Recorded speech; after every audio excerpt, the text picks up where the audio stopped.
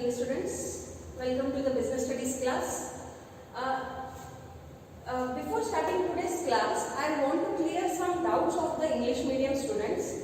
Many of the English medium students are asking that I am writing the name of the lesson as nature and purpose of business instead of business, trade and commerce. So my dear children, I want to let you all know that there is a reduction in the syllabus in English medium textbook. Okay, so in English medium textbook, the first part they have written section 1, and then if you move little bit pages, then you will see that there is section 2. Our syllabus starts from section 2. What is business and what are business activities, from there. Okay, the earlier section 1 part is not there into the syllabus. When it comes to Kannada medium students, their textbooks start from the current syllabus only. Okay, so Kannada medium students, ನೀವು ಯಾವುದು ಚಿಂತನೆ ಮಾಡೋದು ಅವಶ್ಯಕತೆ ಇಲ್ಲ. ನಿಮ್ಮ text book ನಮ್ದು ಏನು syllabus ಐತಿ ಅಲ್ಲಿಂದ ಸ್ಟಾರ್ಟ್ ಆಗೈತಿ. ವೇರಾಸ್ ಇಂಗ್ಲಿಷ್ ಮೀಡಿಯಂ ಸ್ಟೂಡೆಂಟ್ಸಿಗೆ ಅವ್ರದ್ದು ಇಂಗ್ಲಿಷ್ ಟೆಕ್ಸ್ಟ್ ಬುಕ್ ಅಲ್ಲಿ ಒಂದು ಭಾಗ ಅಡಿಷನಲ್ ಪ್ರಿಂಟ್ ಆಗೈತಿ, ಸೆಕ್ಷನ್ 1 ಅಂತ ಹೇಳಿ. ಓಕೆ, ಸೊ ಆ ಸೆಕ್ಷನ್ 1 ನಿಮಗೆ ಸಿಲೆಬಸ್ ನಲ್ಲಿ ಇಲ್ಲ, only English medium students. Okay, so I hope I have cleared that doubt. So today we shall continue with the next topic of our chapter number 1, that is objectives of business. ವ್ಯವಹಾರದ ಉದ್ದೇಶಗಳು. Okay, ಈಗ ನೋಡ್ರಿ, ಈ concept start ಮಾಡಬೇಕಾದ್ರೆ ನೀವು ತಿಳ್ಕೋಬೇಕು that business ಒಳಗೆ ಬಹಳಷ್ಟು ಲಾಭ ಐತಿ, ಬಹಳಷ್ಟು ರಿಸ್ಕ್ನೂ ಐತಿ. ಆದ್ರೂ ಬಹಳಷ್ಟು ಮಂದಿ ಬಿಸ್ನೆಸ್ ಮಾಡ್ಬೇಕಂತ ವಿಚಾರ ಮಾಡ್ತಾರೆ. ಓಕೆ, ನೀವು ಯಾವ್ದು ಬೇಕಾದ ಫೇಮಸ್ ಪರ್ಸನಾಲಿಟೀಸ್ ನೋಡ್ರಿ, ಮೊದಲು ಅವ್ರ ಕರಿಯರ್ ಸ್ಟಾರ್ಟ್ ಮಾಡಬೇಕಾದ್ರೆ ನೌಕರಿದಿಂದ ಸ್ಟಾರ್ಟ್ ಮಾಡಕತ್ತಾರ. They all are starting with job. But as they move ahead in their life, they all start their own businesses. Why is it so? ವಿಚಾರ ಮಾಡ್ರಿ, that everybody starts their journey with job, but then they all are thinking of starting their own business, because business has more opportunities of earning more money, growth, expansion, name, fame, everything can be earned if you manage and run a business successfully. Okay, whereas when it comes to job, okay, ನಿಮಗೆ competition ಇಲ್ಲ, risk ಇಲ್ಲ, safety ಐತಿ, security ಐತಿ, ಎಲ್ಲಾನು ಐತಿ, but there are very low chances for growth, very low chances for increment into the salary, and there are very low chances again that your name will be recognized or you will earn the name or fame. So ಯಾವಾಗ ನಾವು ಇವೆಲ್ಲ ಮಾತುಗಳ ಬಗ್ಗೆ focus ಮಾಡ್ತೀವಿ, ನಮಗೆ ಅನಿಸ್ತೈತಿ business ಮಾಡೋದ್ರಿಂದ ಇನ್ನೂ ಲೈಫ್ದಲ್ಲಿ ಅಪಾರ್ಚುನಿಟೀಸ್ ಭಾಳ ಸಿಗ್ತಾವು in all the terms. So ಅದಕ್ಕಾಗಿ ಇವತ್ತು ನಾವು ಏನು ಕಲಿಯೋದು ನೋಡಿ, ಲಾಸ್ಟ್ ಕ್ಲಾಸಸ್ದಲ್ಲಿ ನೀವು ಏನು ಕಲ್ತ್ಕೊಂತೀರಿ, what is industry, what is business, in business what is commerce. Okay, so ಅದರಲ್ಲಿ ಮತ್ತೆ ಯಾವ್ಯಾವ ಟೈಪ್ಸ್ಗಳು ಅದಾವ, what are the industrial types and what are the commercial ಅಥವಾ commerce related activities, trade and aids to trade, that is auxiliaries to trade ಅನ್ನು ನಾವು ಭಾಳ detail ದಲ್ಲಿ ಕಲ್ತೀವಿ. ಈಗ ಸಪೋಸ್ ನಿಮ್ಮ ಮನಸ್ಸಾಗ ಹಂಗ ಭಾವನೆ ಬಂದೈತಿ that yes I should think of becoming a businessman, or ನಮ್ಮ ತಂದೆ ಅವ್ರದ್ದು ಅಜ್ಜಂದು ಏನು ಮೊದಲಿಂದ ಬಿಸ್ನೆಸ್ ಐತಿ ಅದನ್ನ ಇನ್ನಷ್ಟು ಯಾವ ರೀತಿಯಿಂದ ಬೆಳೆಸಬೇಕು, ಅದರಲ್ಲಿ ಇನ್ನೂ ಈ ಕಾಲದ ಏನು ಹೊಸ ಜ್ಞಾನ ಐತಿ ಅದನ್ನ ಯಾವ ರೀತಿಯಿಂದ ಸೇರಿಸಿ ನಾ ಇನ್ನೂ ನನ್ನ ಏನು ಬಿಸ್ನೆಸ್ ಎಂಪೈರ್ ಐತಿ ಅದನ್ನ ಯಾವ ರೀತಿಯಿಂದ ಎಕ್ಸ್ಪಾಂಡ್ ಮಾಡಬಹುದು ಅದರ ಬಗ್ಗೆ ವಿಚಾರ ಮಾಡಕತ್ತೀರಂದ್ರೆ ಈ ಕ್ಲಾಸ್ ಭಾಳ ಮಹತ್ವದ ಆಗ್ತೈತಿ. ಬಿಕಾಸ್ ಇವತ್ತಿನ ಕ್ಲಾಸ್ನಲ್ಲಿ ನಾವು ಏನು ತಿಳ್ಕೊಳ್ಳೋರು ಅದನ್ನ ನೋಡ್ರಿ, ದಟ್ ಯಾವುದೇ ವ್ಯಾಪಾರದ ಉದ್ದೇಶ ಏನಿದೆ, ಗುರಿ ಏನಿದೆ.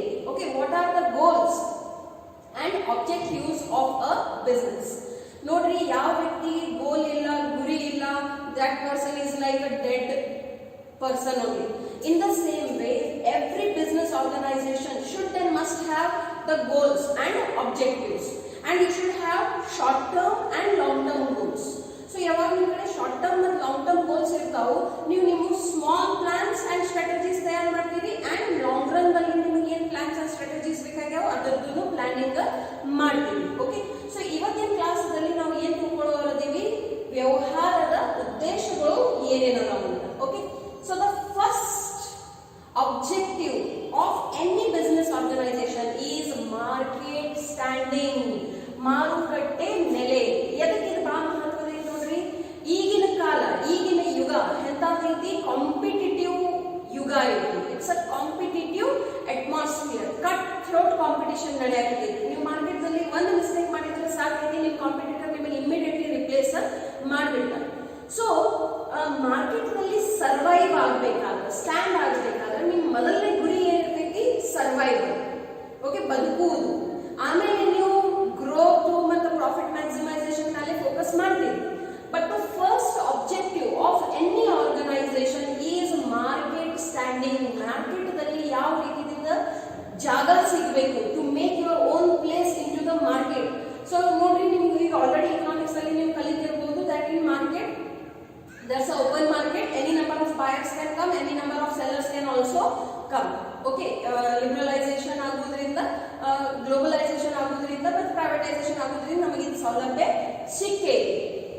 ನೀವು ಎಷ್ಟೇ ಒಳ್ಳೆ ಪ್ರಾಡಕ್ಟ್ ಅನ್ನು ತಯಾರು ಮಾಡಕತ್ತೀರಿ, ಬಟ್ ಅದಕ್ಕೆ ಸಂಬಂಧಪಟ್ಟಿದ ಏನು ಆಕ್ಸಿಲರೀಸ್ ಅದಾವ ನೋಡ್ರಿ, ಪ್ರೀವಿಯಸ್ ಕ್ಲಾಸ್ ದಲ್ಲಿ ಕಲ್ತೀರಿ. ಟ್ರಾನ್ಸ್ಪೋರ್ಟ್ ಆಯ್ತು, ಅಡ್ವರ್ಟೈಸಿಂಗ್ ಆಯ್ತು. So no matter how much finest of the product you are preparing, but unless and until you are not making it available to the consumers and you are not making your consumers aware of that product, your product will not stand into the market. So ಯಾವುದೇ business ಇರಲಿ, whether it may be a service industry, whether you are a commercial activity, whether yours is a industry, cottage industry ಇರಬಹುದು, small scale industry ಇರಬಹುದು, medium scale industry ಇರಬಹುದು, ಅಥವಾ large scale industry ಇರಬಹುದು, ಯಾವ್ದು ಬೇಕಾದ ಕೈಗಾರಿಕೆ ಐತಿ, ಎಲ್ಲಕ್ಕಿಂತ ಮೊದಲನೇ ಉದ್ದೇಶ ಏನಿರ್ತೈತೆ ಅಂದ್ರೆ ಮಾರ್ಕೆಟ್ ಸ್ಟ್ಯಾಂಡಿಂಗ್, ಮಾರುಕಟ್ಟೆ ನೆಲೆ, to make your own place in to that market. ನೋಡ್ರಿ, ಯಾವಾಗ ನಾವು ಒಂದು ಸಣ್ಣ ಸಸಿಯನ್ನು, ಸಣ್ಣ ಗಿಡವನ್ನು ತಂದು ಹಚ್ತೇವೆ, ಅದ್ರದ್ದು ಫಸ್ಟ್ ಆಬ್ಜೆಕ್ಟಿವ್ ಏನಿರ್ತೈತಿ? To make its root stronger and to stand in to the soil. Okay, first ಅದು ಏನ್ ಮಾಡ್ತೈತಿ? ಗಟ್ಟಿ ಮುಟ್ಟಿಯಾಗಿ ನಿಂದ್ರಾಕ್ ಪ್ರಯತ್ನ ಮಾಡ್ತೈತಿ. ಒಂದು ಸಲ ಅದು ಗಟ್ಟಿ ನಿಂತಂದ್ರೆ ಆಮೇಲೆ ಅದು ಏನಾಗ್ತೈತಿ? ಬೆಳಿತೈತಿ. Okay, so that same logic goes for the business also. So when you start a new business or you take over a new business, the first objective is a market standing, ಮಾರುಕಟ್ಟೆ ನೆಲೆ. Second important thing is innovation, avishkar. America is one such country which focuses more on research and development, and majority inventions are done into that one particular country. ಅವ್ರ ಜನಸಂಖ್ಯೆ ಎಷ್ಟೈತಿ? Hardly 33 crores. ನಮ್ಮ ಜನಸಂಖ್ಯೆ ಎಷ್ಟೈತಿ? 130 crores plus counting. Okay, ವ್ಯತ್ಯಾಸ ನೋಡ್ರಿ, how much 100 crores ಅದು ಫರಕ್ ಐತಿ. But then where does India stand for innovation? We are very behind. Okay, so innovation ಅಂದ್ರೆ ಏನು? ಹೊಸ ಹೊಸ ಆವಿಷ್ಕಾರಗಳನ್ನು ಮಾಡುವುದು. ಸತತವಾಗಿ ಕಸ್ಟಮರಿಗೆ ಏನು ಬೇಕಾಗಿತ್ತು ನೋಡ್ರಿ? ಹೊಸದು ಬೇಕಾಗಿರ್ತೈತಿ. Every time the customer is expecting something new. It may be the new product variation, new technology, new process, or some new dimensions into the service that you are providing. ಮೊದಲಿನ ಕಾಲದಲ್ಲಿ ಹೆಂಗಿತ್ತು ನೋಡ್ರಿ, ದಟ್ ನಾವ ಅಂಗಡಿಗೆ ಹೋಗಬೇಕಾಗ್ತಿತ್ತು ಯಾವುದೇ ವಸ್ತುವನ್ನು ಖರೀದಿ ಮಾಡೋದಿತ್ತಂದ್ರೆ. ಈಗಿನ ಕಾಲದಲ್ಲಿ ಹೆಂಗೈತಿ? ನಿಮ್ಮ ಮನೆಗೆ ಬಂದು ನಿಮಗೆ ಮುಟ್ಟಿಸ್ ಹೋಗ್ತಾರೆ. So that is called home delivery. Okay, so ಇದು ಒಂದು ಹೊಸ ಇನ್ವೆನ್ಷನ್ ಬಂತು. ಹೋಮ್ ಡೆಲಿವರಿದಲ್ಲಿನೂ ಅವ್ರು ಬಹಳಷ್ಟು ಏನ್ ಕೊಡಾಕತ್ತಾರೋ? ಸರ್ವಿಸಸ್ಗಳು ಕೊಡಾಕತ್ತಾರೋ. ರಿಟರ್ನ್ ಪಾಲಿಸೀಸ್ ಏನ್ ಮಾಡ್ಯಾರು? ಸುಲಭ ಮಾಡ್ಯಾರು. ಸೊ ಸತತವಾಗಿ ಪ್ರತಿಯೊಂದು ಕ್ಷೇತ್ರದಲ್ಲಿ ನಾವು ಏನ್ ಮಾಡ್ಕೋತಿರ್ಬೇಕು? ಇನೋವೇಷನ್ ಮಾಡ್ಕೋತಿರ್ಬೇಕು. ನೀವ ನೋಡ್ರಿ, ಮೊದಲಿನ ಕಾಲದಲ್ಲಿ ಅಭ್ಯಾಸ ಹೆಂಗ್ ನಡೀತಿತ್ತು, ಈಗಿನ ಕಾಲದಲ್ಲಿ ಹೆಂಗ್ ಅಭ್ಯಾಸ ನಡಿಲಿಕ್ಕತ್ತೈತಿ. ಅಥವಾ earlier if you see the kitchen is one of the finest place to observe the innovations. ಮೊದಲು ಮಮ್ಮಿ ಇಡ್ಲಿ ಸಲುವಾಗಿ ಚಟ್ನಿ ಮಾಡಬೇಕಾದ್ರೆ ಅದು ಕಲ್ಲದಲ್ಲಿ ರುಬ್ಬುತ್ತಿದ್ರು. ಓಕೆ, ಅಜ್ಜಿ ಮನೆಯಾಗಿದ್ರಂದ್ರೆ ಅವ್ರಿಗೆ ಕೇಳ್ರಿ, ಅಥವಾ ಮಮ್ಮಿಗೂ ಗೊತ್ತಿರ್ತೀವಿ. And then slowly we started getting advanced mixer grinders. Okay, ಈಗಿನ ಮಿಕ್ಸರ್ ಗ್ರೈಂಡರ್ಸ್ ಅಂದ್ರೆ ಹೆಂಗದಾವ? ನೀವು ಬಾಜು ನಿಲ್ಲುವುದು ಅವಶ್ಯಕತೆ ಇಲ್ಲ. You just put everything in to that, close the lid and put the timer for that. ಅದಕ್ಕೂ ಏನ್ ಬಂದ್ಬಿಟ್ಟಾವ್? ಟೈಮರ್ಸ್ ಬಂದ್ಬಿಟ್ಟಾವ್. And after that particular timing the mixie grinder will stop automatically. So ಈಗಿನ ಕಾಲದಲ್ಲಿ ಕನ್ಸ್ಯೂಮರಿಗೆನ ಏನ್ ಬೇಕಾಗಿರ್ತೈತಿ? ನ್ಯೂ, ಹೊಸದು ಏನಾದ್ರೆ every time ಬೇಕಾಗಿರ್ತೈತಿ. So to satisfy the consumer you should always think about innovations. It's not only about consumer also. Suppose ನೀವು ಯಾವುದೇ ಒಂದು ವಸ್ತು ತಯಾರು ಮಾಡಬೇಕಾದ್ರೆ ಏನೋ ಹಳಿ ಕಾಲದ ಮೆಥಡವನ್ನು ಉಪಯೋಗ ಮಾಡಾಕತ್ತಿದ್ರು. ಸೊ ನಿಮಗೆ ಪರಿಣಾಮಗಳು ಎಂತಾವ್ ಸಿಗ್ತಾವು? ಹಳಿ ಕಾಲದನ್ನ ಸಿಗ್ತಾವು. So if you want to get the results according to this era, you should adopt the technology which is there into current era. Production process ಬಗ್ಗೆ ಯಾವುದು ಫ್ಯಾಕ್ಟರೀಸ್ ಅಥವಾ ಇಂಡಸ್ಟ್ರೀಸ್ ಇರ್ತಾವ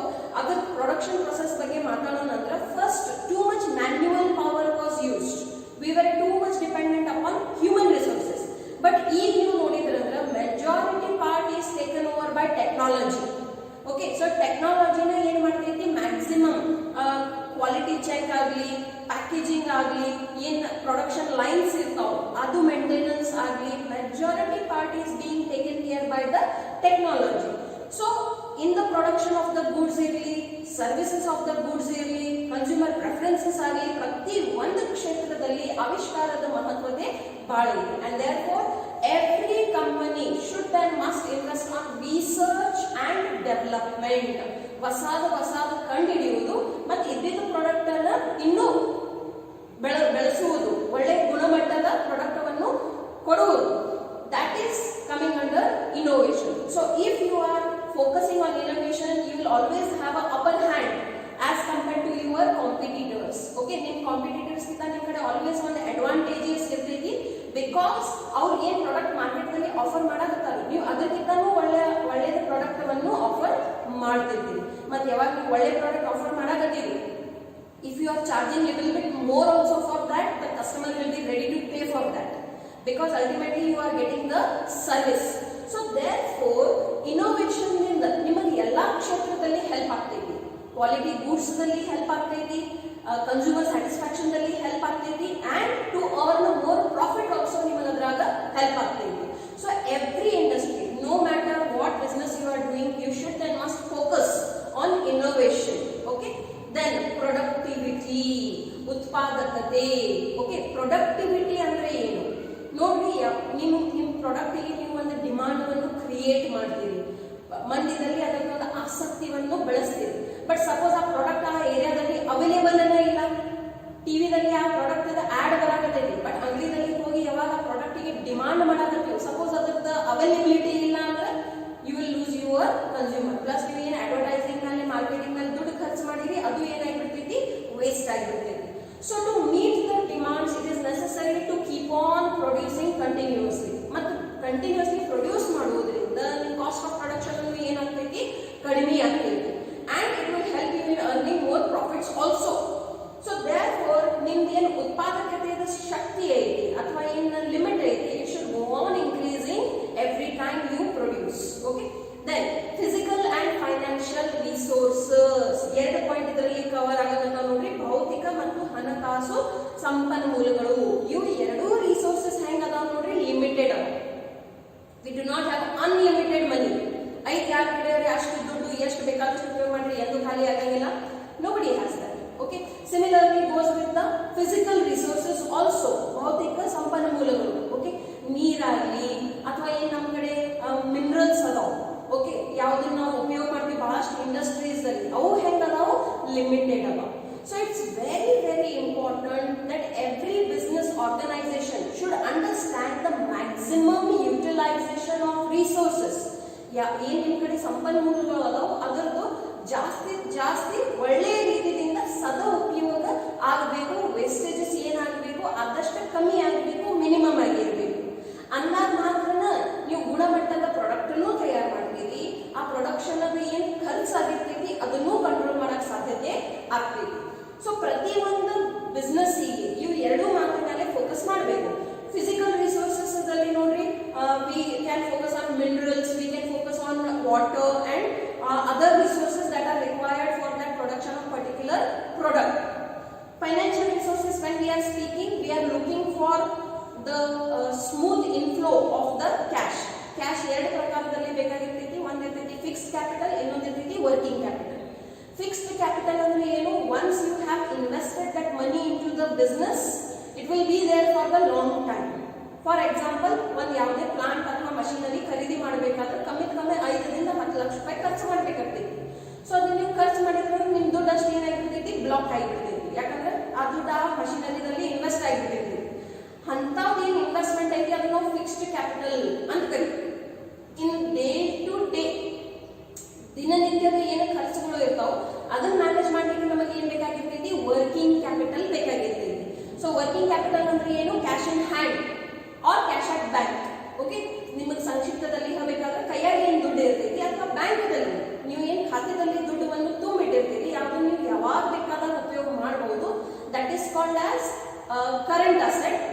it is used for working capital. ಏನು operations ಕಾರ್ಯಗಳು ನಾವು ಮಾಡ್ತೀವಿ. So ನೀವು ಯಾವ ರೀತಿಯಿಂದ ನಿಮ್ಮ ಫೈನಾನ್ಷಿಯಲ್ ರಿಸೋರ್ಸಿಗೆ ಮ್ಯಾನೇಜ್ ಮಾಡ್ತೀರಿ, ಎಷ್ಟು ನಾವು ಫಿಕ್ಸ್ಡ್ ಕ್ಯಾಪಿಟಲ್ ನಲ್ಲಿ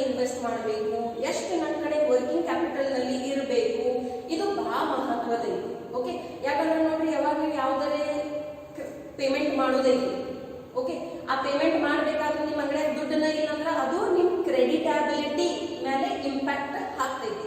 ದಟ್ ನಿಮ್ಮ ಕಡೆ ದುಡ್ಡನ್ನು ಇಲ್ಲ ಪೇಮೆಂಟ್ ಮಾಡ್ಲಿಕ್ಕೆ, ಮಾರ್ಕೆಟ್ ಅಲ್ಲಿ ಅದು ಇಮಿಡಿಯೇಟ್ಲಿ ಹವಾ ಆಗ್ತೈತಿ. ಆಮೇಲೆ ನಿಮಗೆ ಎಲ್ಲಿಂದೂ ಕ್ರೆಡಿಟ್ ಮೇಲೆ ಗೂಡ್ಸ್ ಸಿಗುವುದು ಕಷ್ಟ ಆಗಿಬಿಡ್ತೈತಿ.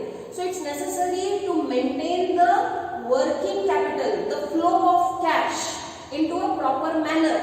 ಸೊ ಅದನ್ನ ನಾವು ಏನಂತ ಕರಿತೀವಿ, ಫೈನಾನ್ಷಿಯಲ್ ರಿಸೋರ್ಸಸ್ ಅಂತ ಕರಿತೀವಿ. ಸೊ ನಿಮ್ ಕಡೆ ಏನು ಭೌತಿಕ ಮತ್ತು ಹಣಕಾಸಿನ ಸಂಪನ್ಮೂಲಗಳು ಅದಾವು, ಅದಕ್ಕೆ ಪ್ರಾಪರ್ ಯುಟಿಲೈಸೇಷನ್ ಮಾಡೋದು ಏನೈತಿ ಒಂದು ಮಹತ್ವದ ಉದ್ದೇಶ ಐತಿ. ಸೊ ಈ ಸೆಗ್ಮೆಂಟ್ ದಲ್ಲಿ ಏನೇನು ಕವರ್ ಮಾಡಿ ನೋಡ್ರಿ. First of all, standing in to the market or making your place in to the market. In short, you can also tell it as survival into the market. Second one is innovation. If you want to survive into the market, again you need to innovate every time. It's not a one time activity. ಒಂದು ಸಲ ದೊಡ್ಡ ಆವಿಷ್ಕಾರ ಮಾಡಿ ಮುಗಿಸ್ಬಿಟ್ಟಿವಪ್ಪ ನಡೆಯಂಗಿಲ್ಲ. Okay, ಯಾವಾಗ light ಆವಿಷ್ಕಾರ ಆಗಿತ್ತು ಅವಾಗ ಏನು ಆಗಿತ್ತು, ಈಗ ಹಂಗ ಉಪಯೋಗ ಮಾಡಕತ್ತೀವಿ. ಕಂಪ್ಯೂಟರ್ ಏನು ಆವಿಷ್ಕಾರ ಆಗಿತ್ತು ನೀವು ಸ್ಕೂಲ್ದಲ್ಲಿ ಕಲ್ತಿರ್ಬೋದು ನೋಡ್ರಿ. It was a big room size of computer. But ಈಗಂತೂ ಹೆಂಗ್ ಬಂದ್ಬಿಟ್ಟಾವ್, ಲ್ಯಾಪ್ಟಾಪ್ಸ್ ಬಂದ್ಬಿಟ್ಟಾವ್. ನಿಮ್ ಜೊತೆಯಲ್ಲಿ ನೀವು ಏನ್ ಮಾಡಬಹುದು, ತಗೊಂಡು ಅಡ್ಡಾಡಬಹುದು. ಸೊ ಇದನ್ನ ನಾವು ಏನ್ ಹೇಳ್ತೀವಿ, continuous innovation in to that product ಅಂತ ಹೇಳ್ತೀವಿ. ಸೊ ಹೆಂಗ್ ಸಮಯ ಬದಲಾವಣೆ ಆಗ್ತೈತಿ, ಕನ್ಸ್ಯೂಮರ್ಸ್ ಅಪೇಕ್ಷೆ ಮತ್ತು ಎಕ್ಸ್ಪೆಕ್ಟೇಷನ್ ಅಥವಾ ನೀಡ್ಸ್ ದಲ್ಲಿ ವ್ಯತ್ಯಾಸ ಬರ್ತೈತಿ, ನೀವು ಏನ್ ಮಾಡಬೇಕು, ಇನೋವೇಟ್ ಮಾಡಬೇಕು. Then productivity, to manage the production in such a way that it controls the cost. Then utilization of physical and financial resources. ನಿಮ್ಮ ಕಡೆ ಇರುವಂತ ಎಲ್ಲ ಭೌತಿಕ ಮತ್ತು ಹಣಕಾಸಿನ ಸಂಪನ್ಮೂಲಗಳ ಪೂರ್ತಿ ಉಪಯೋಗವನ್ನು ಮಾಡುವುದು. Now let us focus on the remaining 4 points. So how many points are there in total? 8 points are there, and this is a 8 marks question also. ಪ್ರತಿ ಒಂದು ಪಾಯಿಂಟ್ ಸಲುವಾಗ 1 ಮಾರ್ಕ್ಸ್ ಸಲುವಾಗ ನೀವು 1 ಪಾಯಿಂಟ್ ಬರಿಬೇಕಾಗ್ತದೆ. ಬರೀ ಪಾಯಿಂಟ್ಸ್ ಬರೆದು ಬಿಟ್ರೆ ಮಾರ್ಕ್ಸ್ ಸಿಗಂಗಿಲ್ಲ. Okay, you need to explain it also. So how much should be the answer? The answer should be of minimum 2 pages. Okay, this is just a synopsis, only the headings. So what is the next objective? Earning profit. This is the most important objective of any business concern. ಯಾರು ಬೇಕಾದಿದ್ರು ಕೇಳಿ ನೋಡ್ರಿ, ಯಪ್ಪ ನೀವು business ಎದಕ್ಕೆ ಮಾಡಾಕತ್ತೀರಿ, ವ್ಯವಸಾಯವನ್ನು ಎದಕ್ಕೆ ನಡೆಸಾಕತ್ತೀರಿ ಅಂತ ಬಹಳ ಸರಳ ಭಾಷೆಯಲ್ಲಿ ಹೇಳ್ತಾರೋ, ಲಾಭವನ್ನು ಗಳಿಸಲಿಕ್ಕೆ.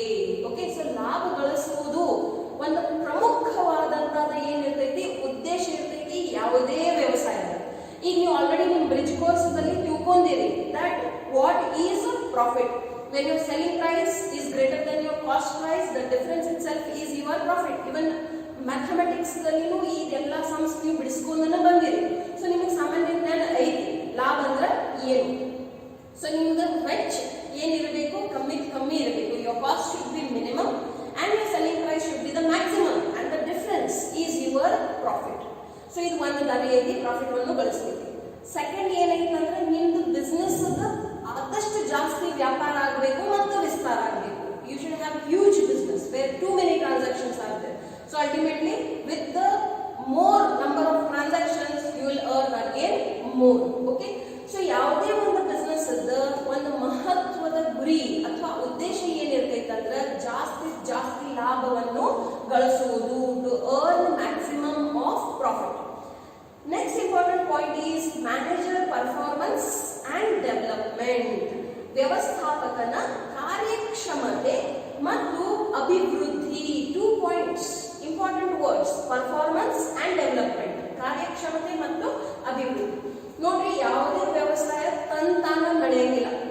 ಯಾವುದೇ ವ್ಯವಸಾಯ ಸಕ್ಸಸ್ ಅಥವಾ ಫೇಲ್ಯೂರ್ ಆಗೋದಕ್ಕೆ ಮೇನ್ ಕಾರಣ ಏನಿರ್ತೈತಿ, ಮ್ಯಾನೇಜರ್, ವ್ಯವಸ್ಥಾಪಕರು. ಓಕೆ, ಸೊ ಆ ವ್ಯವಸ್ಥಾಪಕರು ಯಾವ ರೀತಿಯಿಂದ ಆ ಬಿಸ್ನೆಸ್ ಅನ್ನು ನಡೆಸ್ತಾರೋ, that is the deciding factor of success or failure. So therefore it's very necessary that the one who is managing the business, what kind of skill they have. Okay, ಏನು ವ್ಯವಸ್ಥಾಪಕರು ಅದಾರೋ, ಯಾರು ಈ ವ್ಯವಸಾಯವನ್ನು ನಡೆಸಲಿಕ್ಕದಾರೋ, ಅವ್ರ ಕಡೆ ಯಾವ ತರಹದ ಗುಣಮಟ್ಟಗಳು ಅದಾವು, ಕಲೆಗಳು ಅದಾವು, ಅದು ಬಹಳ ಮಹತ್ವದ ಇರ್ತೈತಿ. ಹೆಂತಾದ ಜ್ಞಾನ ಐತೆ ಅವ್ರಿಗೆ, what kind of knowledge they have.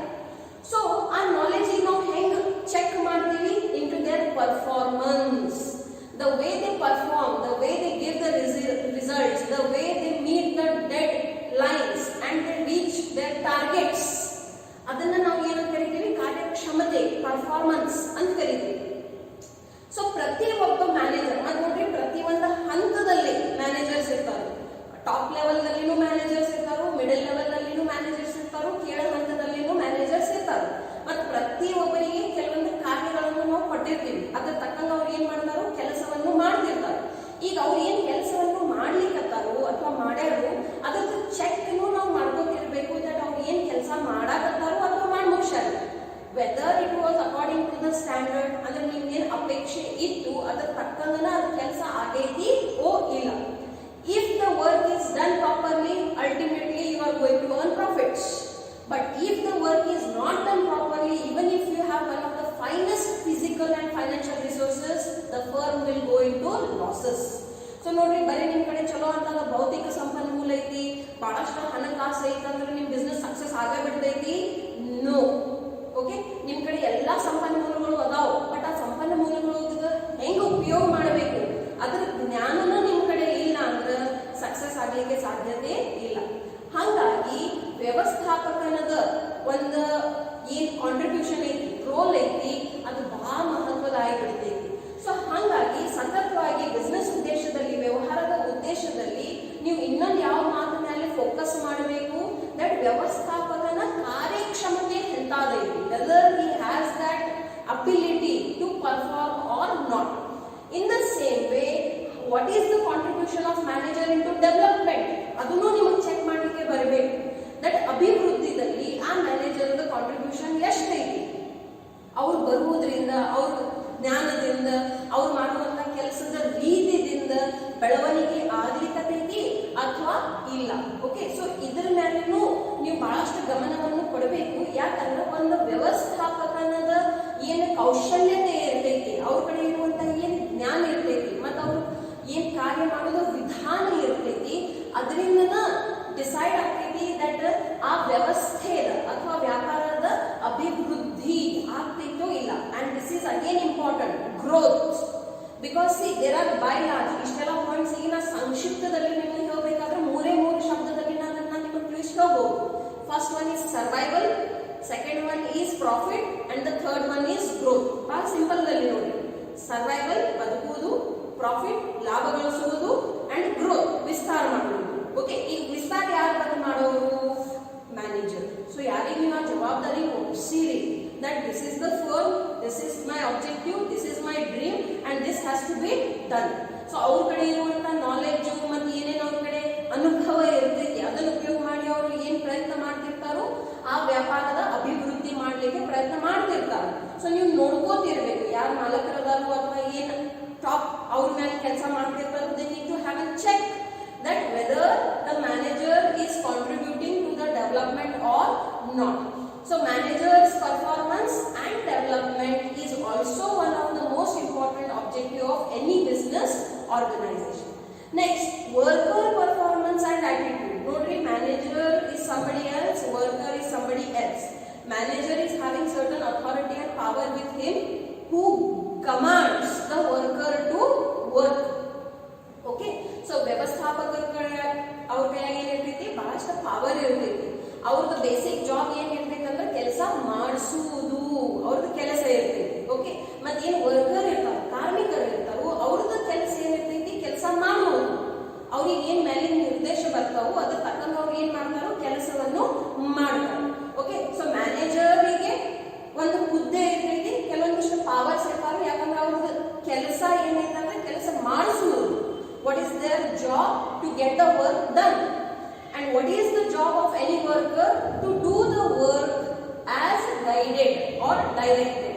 So ಒಂದು ಕಾರ್ಮಿಕದ ಒಂದು ಕೆಲಸ ಏನಿರ್ತೈತೆ ಅಂದ್ರೆ ಅವ್ರಿಗೆ ಏನ್ ನಿರ್ದೇಶ ಬಂತಾವ ಅಥವಾ ಅವ್ರಿಗೆ ಏನ್ ಮಾಪದಂಡ ಹೇಳ್ಯಾರೋ ಅದ್ರ ತಕ್ಕಂಗ ಅವ್ರು ಕೆಲಸ ಮಾಡೋದು. ಸೊ ಬರೇ ಮ್ಯಾನೇಜರ್ ಮೇಲೆ ಫೋಕಸ್ ಮಾಡ್ಯಾರು, ಪರ್ಫಾರ್ಮೆನ್ಸ್ ಹೆಂಗೈತಿ, ಡೆವಲಪ್ಮೆಂಟ್ ಹೆಂಗೈತಿ ಅಂದ್ರೆ ನಡೆಯಂಗಿಲ್ಲ. ವರ್ಕರ್ಸ್ ಯಾವ ರೀತಿಯಿಂದ ಪರ್ಫಾರ್ಮ್ ಮಾಡಕತ್ತಾರು ಮತ್ತು ಅವ್ರದ್ದು ಏನ್ ಆಟಿಟ್ಯೂಡ್ ಐತಿ ಅದ್ರ ಮೇಲೆನೂ ಫೋಕಸ್ ಮಾಡೋದು ಬಹಳ ಇಂಪಾರ್ಟೆಂಟ್ ಆಗಿರ್ತೈತಿ. ಸೊ ಕಾರ್ಮಿಕರ ಕಾರ್ಯಕ್ಷಮತೆ ಮತ್ತು ಮನೋಭಾವ ನೋಡ್ರಿ, ಈಗಿನ ಕಾಲದಾಗ ಇದು ಒಂದು ಬಹಳ ದೊಡ್ಡ ಮಹತ್ವದ ವಿಷಯ ಆಗಿಬಿಟ್ಟೈತಿ, ಆಟಿಟ್ಯೂಡ್, ಮನೋಭಾವ. ಓಕೆ, ಸಪೋಸ್ ನಿಮ್ದ್ರಾಗ ಯಾರ್ದ್ರಾಗ ಗುಣ ನನಗೆ ಬಹಳ ಸಿಟ್ಟು ಬರ್ತೈತಿ, ನಡೆಯಂಗಿಲ್ಲ. ನೀವು ಸಿಟ್ಟನ್ನು ಕಂಟ್ರೋಲ್ ಮಾಡಕ್ಕ ಕಲಿಬೇಕು. ನಾನು ಒಟ್ಟು ಯಾರ ಜೋಡಿನೂ ನಾ ಬಹಳ ಮಾತಾಡಂಗಿಲ್ಲ, ಅದನ್ನು ನಡೆಯಂಗಿಲ್ಲ. Okay, because you have to have ಭಾಳ ಎಲ್ಲ ಜೊತೆ ನಕ್ಕೋತ್ ಮಾಡಿ ಕುನ್ಕೋತಿರ್ರಿ ಅಂತ ಯಾರು ನಿಮಗೆ ಹೇಳಂಗಿಲ್ಲ. But at least certain cooperation and coordination is required. Okay, so ನೀವು ಸಹಕಾರವನ್ನು ಮತ್ತು ಒಂದು ಟೀಮ್ ವರ್ಕಿಗೆ ಅನುಕೂಲ ಆಗಿರುವಂತ ನಿಮ್ಮ ಸ್ವಭಾವ ಇರಲೇಬೇಕು. ಯಾಕಂದ್ರೆ ಸಪೋಸ್ ನೀವು ಏಕಾಂಗಿಯಾಗಿ ಇರಬೇಕಂತ ಪ್ರೆಫರ್ ಮಾಡ್ತೀರಾ, I like to be alone, it is not possible in the real world, especially in to the business world. ಯಾಕಂದ್ರೆ ಅಲ್ಲಿ ನೀವು ದುಡ್ಡು ಹಾಕಿರ್ತೀರಿ, lots of money is involved. Okay, and on the basis of your feelings or attitudes the business cannot afford the losses. Okay, so ಹಾಗಾಗಿ ಏನ್ ಕಾರ್ಮಿಕರು ಇರ್ತಾರೋ ಅವ್ರಿಗೆ ಯಾವ ರೀತಿಯಿಂದ ಮನೋವೃತ್ತಿ ಐತಿ, ಅವ್ರಿಗೆ ಏನ್ ಮನೋಭಾವ ಅದಾವು ಅದನ್ನು ತಿಳ್ಕೊಳ್ಳೋದು ಬಹಳ ಮಹತ್ವದ ಇರ್ತೈತಿ. ಯಾಕಂದ್ರೆ ಡೈರೆಕ್ಟ್ ಇಂಡೈರೆಕ್ಟ್ ಅದ್ರ ಪ್ರಭಾವ ಎದ್ರ ಮೇಲೆ ಇರ್ತೈತಿ, ಕೆಲಸದ ಮೇಲೆ ಇರ್ತೈತಿ. Because ultimately who is going to do the work? Machine will not work, man only will work. ಆ ಮಷೀನ್ ಕಡೆಯಿಂದ ಕೆಲಸ ಮಾಡಿಸೋ ಜವಾಬ್ದಾರಿನೂ ಯಾರ್ದೈತಿ? ಮನುಷ್ಯದನ ಐತಿ. ಮತ್ತು ಮನುಷ್ಯ ಹೆಂಗದಾನು, he is occupied with lots of feelings. Okay, they have lots of feelings. Sometimes they are good, ಚಲೋ ಮೂಡ್ ಐತಿ, ಎಲ್ಲಾರ ಜೋಡಿ ಚಲೋ ನಗ್ತಾರು ಮಾತಾಡ್ತಾರು. ಅದ ಮೂಡ್ ಚಲೋ ಇಲ್ಲ, ಮನೆಗೆ ಜೋಡಿ ಜಗಳ ಆಗೈತಿ, will not perform. This kind of attitude is not acceptable in workplace. ನಿಮ್ಮ ಮನೆಯಾಗ ನೀವು ಏನ್ ಬೇಕಾದ ಮಾಡ್ರಿ ನಡೀತೈತಿ. ಬಟ್ ಯಾವಾಗ ಕೆಲ್ಸಕ್ಕೆ ಬಂದಿರಿ, you have to be neutral, you have to be cooperative, you have to be communicative. So ಅದಕ್ಕಾಗಿ ಏನ್ ಮನೋಭಾವ ಐತಿ ಅದು ಬಹಳ ಮಹತ್ವದ ಐತಿ. ಸೊ ಅಲ್ಲಿ ಬಂದಿರುವಂತ ಕಾರ್ಮಿಕರ ಯಾವ ರೀತಿಯಿಂದ ಕಾರ್ಯಕ್ಷಮತೆ ಐತಿ, again whether they have that ability to perform or not. ಅದಕ್ಕಾಗಿ ನೋಡ್ರಿ ನಾವು ವರ್ಕರ್ಸಿಗೂ ಎರಡು ಹಂತದಲ್ಲಿ ಹಂಚ್ತೀವಿ, ಸ್ಕಿಲ್ಡ್, ಅನ್ಸ್ಕಿಲ್ಡ್. ಸ್ಕಿಲ್ಡ್ ಅಂದ್ರೆ ಏನು? ಯಾರೀಗ ಕೆಲಸ ಮಾಡೋದು ಜ್ಞಾನ ಐತಿ, ಎಕ್ಸ್ಪೀರಿಯನ್ಸ್ ಐತಿ, ಅವ್ರೀಗ ಕೆಲಸ ಮಾಡ್ಲಿಕ್ಕೆ ಬರ್ತೈತಿ. ಅನ್ಸ್ಕಿಲ್ಡ್ ಅಂದ್ರೆ ಏನು? ಯಾರೀಗ ಕೆಲಸ ಹೆಂಗ್ ಮಾಡಬೇಕು, ಯಾವ ರೀತಿ ಮಾಡಬೇಕು ಅದ್ರ ಜ್ಞಾನ ಇಲ್ಲ. Okay, so they are called as unexperienced. So skilled, unskilled, no issue. But then, do they have that ability, adaptability, aptitude to learn new things? It needs to be understood. Okay, ಹೊಸ ವಸ್ತುಗಳನ್ನು ಕಲಿಬೇಕು ಅಂತ ಭಾವನೆ ಅವ್ರದ್ರಾಗ ಐತೋ ಇಲ್ಲ, ಅದನ್ನ ನಾವು aptitude ಅಂತ ಕರಿತೀವಿ. The one who is always interested in learning new things, it means they have the aptitude ಅಂತ ಹೇಳ್ತೀವಿ ನಾವು. ಮತ್ ನೋಡ್ರಿ, ಸತತವಾಗಿ ವಾತಾವರಣ ಚೇಂಜ್ ಆಗತೈತಿ. ನೀವು ಎವ್ರಿ ಟೈಮ್ ಹೊಸದ ಏನಾದ್ರೆ ಒಂದು ಕಲಿಯಬೇಕಾಗ್ತೈತಿ. ನಾ ಇಲ್ಲ ಕಲಿಯಂಗಿಲ್ಲಪ್ಪ, ನಾ ಹೆಂಗ್ ಮಾಡ್ಕೊತ ಬಂದೀನಿ ಹಂಗ ಮಾಡ್ಕೊತ ಹೋಗ್ತೀನಿ ಅಂದ್ರ ಬೆಳವಣಿಗೆ ಆಗಂಗಿಲ್ಲ. ಓಕೆ, ಒಂದು ಸಿಂಪಲ್ ಉದಾಹರಣೆ ಕೊಡಬೇಕಾದ್ರ ಫಾರ್ಮರ್ಸ್, ಈ ನಮ್ಮ ದೇಶದಲ್ಲಿ ಫಾರ್ಮರ್ಸ್ ಅದಾರು, ಬಹಳ ಅವಶ್ಯಕತೆ ಐತಿ ದಟ್ ಅವ್ರು ಏನು ಹೊಸ ಟ್ರೆಂಡ್, ಹೊಸ ಟೆಕ್ನಾಲಜಿ, ಹೊಸದ ಏನು ಮೆಥಡ್ಸ್ ಬಂದಾವು ಅದನ್ನ ಅವ್ರು ತಿಳ್ಕೋಬೇಕು ಮತ್ತು ಅಡಾಪ್ಟ್ ಮಾಡ್ಕೋಬೇಕು. ಅಂದಾಗನ ಇಷ್ಟು ವಿಶಾಲವಾದಂತಹ ದೇಶದ ಏನು ಅವಶ್ಯಕತೆಗಳು ಅದಾವು ಅದನ್ನ ಅವ್ರು ಪೂರ್ತಿ ಮಾಡ್ಲಿಕ್ಕೆ ಆಗ್ತೈತಿ. ಪ್ಲಸ್ ಅವರಿಗೂ ಬಹಳಷ್ಟು ಲಾಭ ಆಗ್ತೈತಿ if they learn the new technology. Okay, but the thing is, first of all they are not having that aptitude to learn something new, and second may be they are not knowing also that such technology has come, or nobody is giving them that training also. Government is putting the efforts, some farmers are also learning, but this is to be required as a whole. ಯಾಕಂದ್ರೆ ನೋಡ್ರಿ, ಸತತವಾಗಿ ವಾತಾವರಣ change ಆಗ್ಕೋತಾನೆ ಇರ್ತೈತಿ. ಬರೇ ವಾತಾವರಣ ಅಂದ್ರೆ ಏನಿದೆ atmosphere ಅಂತ ಹೇಳಕತ್ತಿಲ್ಲ ನಾವು, ಎಲ್ಲಾ ಪ್ರಕಾರದ ವಾತಾವರಣ, ಅದು ಆರ್ಥಿಕ ಪರಿಸರ ಇರಬಹುದು, ರಾಜನೈತಿಕ ಪರಿಸರ ಇರಬಹುದು, ಮತ್ತೇನ್ ನಮ್ದು ನ್ಯಾಚುರಲ್ ಎನ್ವಿರಾನ್ಮೆಂಟ್ ಐತಿ ಅದಿರ್ಬೋದು, ಸಾಮಾಜಿಕ ಪರಿಸರ ಇರಬಹುದು, everything keeps on changing. But then what kind of attitude you have, whether you have a positive attitude to learn everything new, or you have a negative attitude to reject everything and not doing anything. So it's necessary to realize and understand what kind of attitude your workers have, because ultimately they are the one who are going to convert the raw material into finished goods. So ಎಲ್ಲಾ ರೀತಿಯಿಂದ ಅವ್ರಿಗೆ ಏನು ಕಾರ್ಯಕ್ಷಮತೆ ಐತಿ ಅದರ ಮೇಲೆ ನಾವು ಏನ್ ಮಾಡಬೇಕು, ಫೋಕಸ್ ಮಾಡಬೇಕು. ಸೊ ಯಾರು ಮಾಡ್ತಾರ ಅದು focus? Manager will focus. So it's the job of the manager to see that how the workers are performing, what is their attitude, whether it is contributing or not, and accordingly he will take measures. Okay, ಅಂತನ ಅವರಿಗೆ power ಕೊಟ್ಟಿರ್ತೈತಿ. And the last point is social responsibility, ಸಾಮಾಜಿಕ ಜವಾಬ್ದಾರಿ. ನೋಡ್ರಿ, ಯಾವುದೇ ಒಂದು ಕೈಗಾರಿಕೆ ಇರಲಿ, ಯಾವುದೇ ಒಂದು ಕಮರ್ಷಿಯಲ್ ಆಕ್ಟಿವಿಟಿ ಇರಲಿ, ಅದು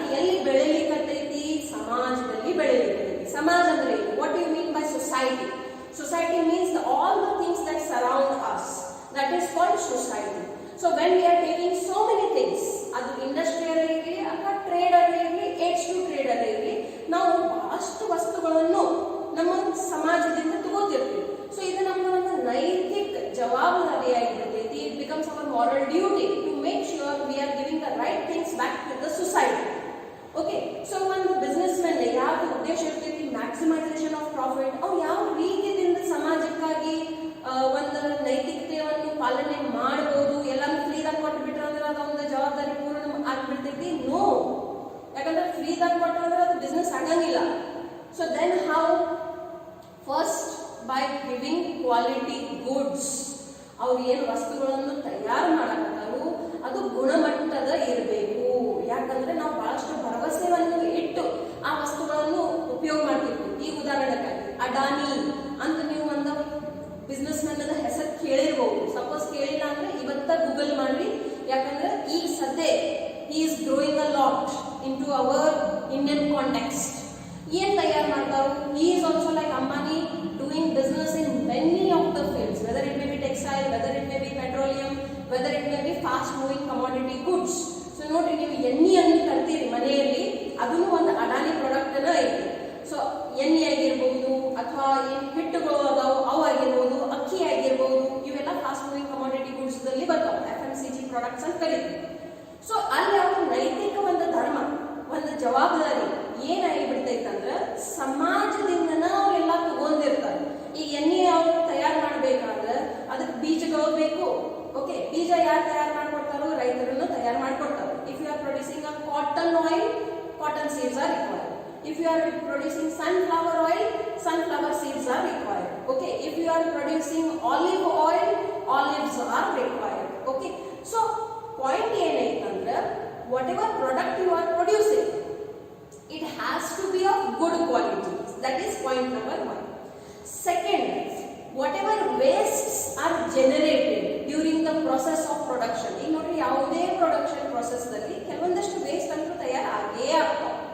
ನಮ್ದು ಜವಾಬ್ದಾರಿ, ಯಾವುದೇ ಒಂದು ಬಿಸ್ನೆಸ್ ಜವಾಬ್ದಾರಿ ಏನಿರ್ತೈತೆ ಅಂದ್ರೆ the proper disposal of the waste that is generated. Okay, so ಅದು ವಾಟರ್ ವೇಸ್ಟ್ ಇರ್ಬೋದು, ಕೆಮಿಕಲ್ ವೇಸ್ಟ್ ಇರ್ಬೋದು, ಅಥವಾ ಬಯೋ ವೇಸ್ಟ್ ಇರ್ಬೋದು. It can be any kind of waste. ಆ ವೇಸ್ಟ್ ಏನಾಗಬೇಕು, ಒಂದು ಸರಿಯಾದ ಡಿಸ್ಪೋಸಲ್ ಆಗಬೇಕು. ನಾವು ಏನ್ ಮಾಡ್ತೀವಿ, ಏನ್ ಕೈಗಾರಿಕೆಗಳಲ್ಲಿ ಏನು ವೇಸ್ಟ್ ತಯಾರಾಗ್ತೈತಿ ಹಂಗ ನದಿಗಳಲ್ಲಿ ಅವ್ರು ಏನ್ ಮಾಡ್ತಾರೆ, ಅದನ್ನ ಬಿಟ್ಟು ಬಿಡ್ತಾರೆ. ನದಿಯಲ್ಲಿ ಶುದ್ಧ ನೀರು ಇರ್ತೀವಿ, ಅದರಲ್ಲಿ ನೀವು ಇಂತಹ ವೇಸ್ಟ್ ಕೆಮಿಕಲ್ ವಾಟರ್ ಇನ್ಕ್ಲೂಡ್ ಮಾಡಿಬಿಟ್ರೆ ಅಂದ್ರೆ ಅಶುದ್ಧ ನೀರು ಏನಾಗ್ಬಿಡ್ತೈತಿ, ಅಶುದ್ಧ ಆಗಿಬಿಡ್ತೈತಿ. ಆ ನೀರನ್ನು ಎಷ್ಟೋ ದನಗಳು ಕನ್ಸ್ಯೂಮ್ ಮಾಡ್ತಾವು. ನೀರಲ್ಲಿ ಇರುವಂತ ಏನು ಮರೀನ್ ಆನಿಮಲ್ಸ್ ಇರ್ತಾವು ಅವು ಉಪಯೋಗ ಮಾಡ್ತಾವು. Then we also, the human beings also use it for our day to day household activities. So ಅದು ಏನ್ ಮಾಡ್ತೈತಿ, ಇಂಡೈರೆಕ್ಟ್ಲಿ ನಮ್ಮ ಫುಡ್ ಚೇನ್ದಲ್ಲಿ ಬಂದು ನಮ್ದೇ ಆರೋಗ್ಯ ಕೆಡಿಸ್ತೈತಿ. ಅದಕ್ಕಾಗಿ ನೋಡ್ರಿ, ಕ್ಯಾನ್ಸರ್ ಕೇಸಸ್ ಎಷ್ಟು ಇನ್ಕ್ರೀಸ್ ಆಗತ್ತಾವ. Why? Because of these loopholes. So ಯಾವುದೇ ಒಂದು ಬಿಸ್ನೆಸ್ ಒಂದು ಮಹತ್ವದ ಉದ್ದೇಶ ಏನಾಗಿರ್ತೈತೆ ಅಂದ್ರೆ ಅವ್ರು ಬಿಸ್ನೆಸ್ ಮಾಡಿ ಸಿಕ್ಕಾಪಟ್ಟಿ ಲಾಭವನ್ನು ಗಳಿಸ್ಲಿ, ಯಾವುದೂ ತೊಂದರೆ ಇಲ್ಲ. ಬಟ್ ಅದು ಲಾಭ ಗಳಿಸೋದ್ರೊಳಗ ಸಮಾಜದ ಪ್ರತಿ ಅವ್ರದ್ದೇನು ಒಂದು ಧರ್ಮ ಐತಿ, ಒಂದು ಕರ್ತವ್ಯ ಐತಿ, ಒಂದು ಜವಾಬ್ದಾರಿ ಐತಿ, ಅದನ್ನ ಅವ್ರು ಮರೆತು ಹೋಗಬಾರದು. ಓಕೆ, ಸೊ ಅವ್ರ ಲಾಭನೂ ಗಳಿಸ್ಲಿ, ಜೊತೆಯಲ್ಲಿ ನಮಗೆ ಗುಣಮಟ್ಟದ ಪ್ರಾಡಕ್ಟ್ಸ್ ಅನ್ನು ಕೊಡಿ, ವಾತಾವರಣಕ್ಕೆ ಹಾನಿ ಆಗಲಾರ್ದಂಗೆ ನೋಡ್ಲಿ. ಕಾಂಪಿಟೇಟಿವ್ ಏನ್ ಪ್ರಾಕ್ಟೀಸಸ್ ಫಾಲೋ ಮಾಡಕತ್ತಾರ ಅವು ಫೇರ್ ಇರಬೇಕು. ಅಂದಾಗನ ಅವ್ರು ಮಾಡುವಂತ ಬಿಸ್ನೆಸ್ ಎಲ್ಲರಿಗೂ ಒಳ್ಳೇದಾಗಿರ್ತೈತಿ. ಫೇರ್ಲಿ ಗವರ್ಮೆಂಟಿಗೆ ಅವರು ಟ್ಯಾಕ್ಸಸ್ ಗಳನ್ನು ತುಂಬಬೇಕು. ಆ ಟ್ಯಾಕ್ಸಸ್ ದಲ್ಲಿ ಯಾವುದೇ ಪ್ರಕಾರದ ಚೀಟಿಂಗ್ ಮಾಡಬಾರದು. So there are many aspects to social responsibility. So when you are giving back to the society, how much you have taken, that itself is called as social responsibility. ಅದಕ್ಕಾಗಿ ನೋಡ್ರಿ, ಈಗ government compulsory ಮಾಡಿಬಿಟ್ಟೈತಿ that ಅವ್ರು ಏನ್ profit ಗಳಿಸ್ತಾರೋ ಅದರಾಗಿಂದ minimum 2% ಅವರು ಯಾವುದೇ ಒಂದು ಒಳ್ಳೆ ಕಾರ್ಯಕ್ಕಾಗಿ ಉಪಯೋಗ ಮಾಡಬೇಕು. ಅದಕ್ಕಾಗಿ ನೋಡ್ರಿ, ನೀವು ಯಾವಾಗ ನಿಹಾರ ಆಮ್ಲ ಎಣ್ಣೆದ ಆಡ್ ನೋಡ್ತೀರಿ, when you see that where Vidya Balan is making that ad, what she will tell that 2% of the product that you are buying will be contributed for the girls' education. In the same way, all the corporates in multinational companies ಅದಾವು ಅವ್ರಿಗೂ ಈ government ಏನ್ ಮಾಡ್ಬಿಟ್ಟೈತಿ compulsory ಮಾಡ್ಬಿಟ್ಟೈತಿ. ಮೊದಲಂತೂ ಏನಿತ್ತು voluntary ಇತ್ತು, ಅದನ್ನ ನಾವು ಏನಂತ ಕರಿತೀವಿ ನೋಡ್ರಿ CSR ಅಂತ ಕರಿತೀವಿ, corporate social responsibility. So it has become now compulsory for all the corporates to spend minimum 2% of their profits for the development of the society. ಅದಕ್ಕಾಗಿ ನೋಡ್ರಿ ಅವರು ಕ್ಯಾನ್ಸರ್ ಹಾಸ್ಪಿಟಲ್ಸ್ ಕಟ್ಟಿಸ್ಲಿಕ್ಕಂತಾರು, ಸ್ಕೂಲ್ಸ್ ಕಟ್ಸಾಕಂತಾರು, ಅಥವಾ ಎನ್ವಿರಾನ್ಮೆಂಟ್ ಸಲುವಾಗಿ ಏನಾರ ಒಂದು ಡೊನೇಷನ್ ಮಾಡ್ತಾರು, ಅಥವಾ ಯಾವುದೇ ಒಂದು ಪ್ರಕಾರದ ಕ್ಯಾಂಪ್ ಅಥವಾ ಆಕ್ಟಿವಿಟಿ ನಡೆಸ್ತಾರು, ಸ್ಕಾಲರ್ಶಿಪ್ಸ್ ಕೊಡ್ತಾರು. ಕೋಲ್ಗೇಟ್ ಸ್ಕಾಲರ್ಶಿಪ್ ತೋರಿಸ್ತಾರೆ ನೋಡ್ರಿ ಟಿವಿದಲ್ಲಿ.